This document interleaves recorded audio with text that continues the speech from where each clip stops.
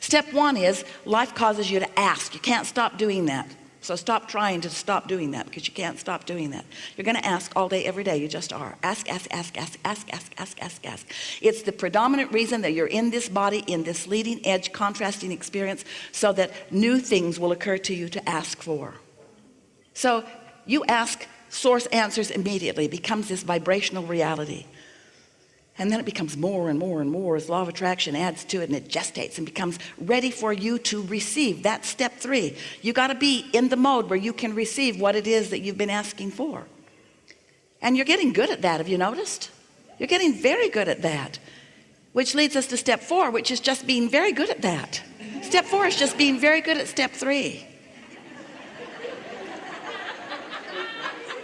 That's all step four is, just being really good at step three. So that it's natural, so that your natural tendency is to expect good things rather than have to talk yourself into it. And then step five, it's really our favorite step of all, because that's where you come back into awareness of how you felt when you decided to come into this body to begin with. That's where you gladly embrace step one as an important step. Because so often you become masters of step three, and then when you have a dip in your vibration, you beat up on yourself about it instead of acknowledging, oh yeah, I forgot. That is what I came for. I came for the contrast that gives birth to more ideas and more ideas and more ideas and more ideas and more ideas. So we know you heard that clearly. Just be playful about it.